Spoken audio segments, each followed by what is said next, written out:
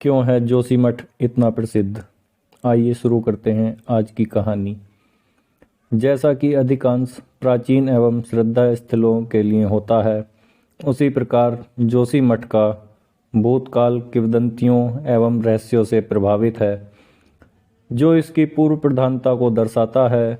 माना जाता है कि प्रारंभ में जोशीमठ का क्षेत्र समुद्र में था तथा जब यहाँ पहाड़ उदित हुए तो वह नरसिंह रूपी भगवान विष्णु की तपोभूमि बनी। किंवदंती में दानव हिरण्यकश्यपु तथा उसके पुत्र प्रहलाद की कथा है। हिरण्यकश्यपु को वरदान प्राप्त था कि किसी स्त्री या पुरुष दिन या रात, घर के अंदर या बाहर तथा किसी शस्त्र के प्रहार द्वारा उसे मारा नहीं जा सकेगा। इसने उसे अहंकारी बना दिया और वह अपने को भगवान मानने लगा।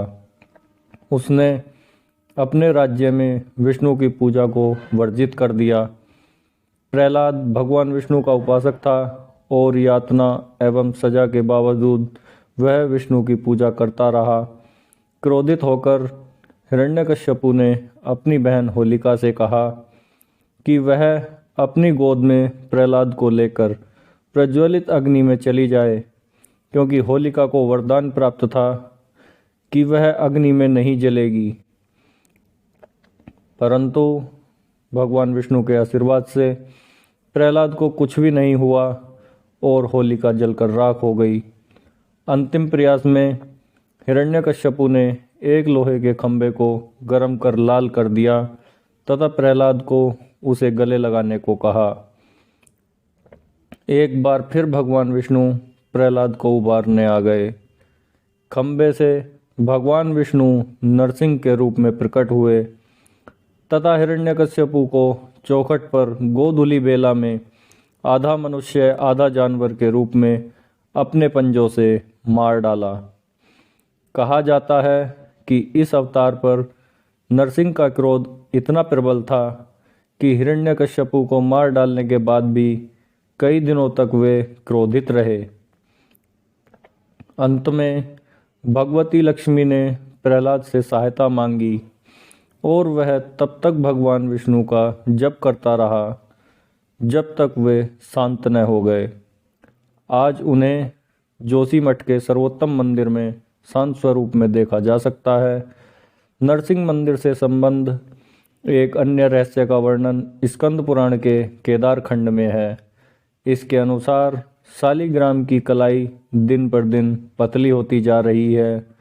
जब यह शरीर से अलग होकर गिर जाएगी तब नर एवं नारायण पर्वतों के टकराने से बद्रीनाथ के सारे रास्ते हमेशा के लिए बंद हो जाएंगे। तब भगवान विष्णु की पूजा भविष्य में भविष्य बद्री में होगी, जो तपोवन से 1 किलोमीटर दूर जोशीमठ के निकट है। इस किंवदंती से उदित एक कथा यह है कि इस क्षेत्र के प्रारंभिक राजा वासुदेव का एक वंशज एक दिन शिकार के लिए जंगल गया तथा उसकी अनुपस्थिति में भगवान विष्णु नरसिंह मानव रूप में वहां आए तथा रानी से भोजन की याचना की। रानी ने उन्हें खाने को काफ़ी कुछ दिया तथा खाने के बाद वे वहां राजा के बिस्तर पर ही सो गए। राजा जब शिकार से वापस आया तो उसने अपने बिस्तर पर एक अजनबी को सोया देखा। उसने अपनी तलवार उठाई और उसकी बाह पर आघात कर दिया, परंतु वहां से रक्त के बदले दूध बह निकला।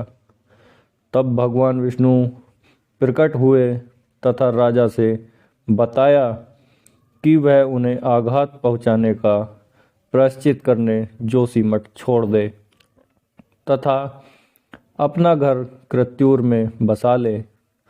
उन्होंने कहा कि जो आघात उन्हें उसने दिया है वह मंदिर में उनकी मूर्ति पर रहेगा और जिस दिन वह गिर जाएगा उस दिन राजा के वंश का अंत हो जाएगा।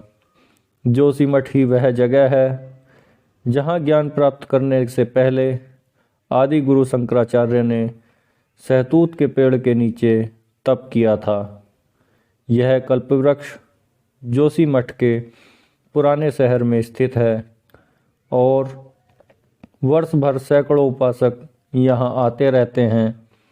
बद्रीनाथ के विपरीत जोशीमठ प्रथम धाम या मठ है जिसे शंकराचार्य ने स्थापित किया जब वे सनातन धर्म के सुधार के लिए निकले थे।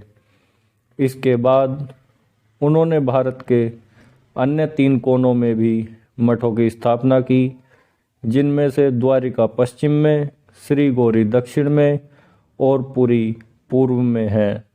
ये मठ गुरु शंकराचार्य जी द्वारा स्थापित किए गए थे। ये थी दोस्तों आज की कहानी। कैसी लगी कमेंट करके ज़रूर बताएं। चैनल को लाइक शेयर सब्सक्राइब करें। धन्यवाद।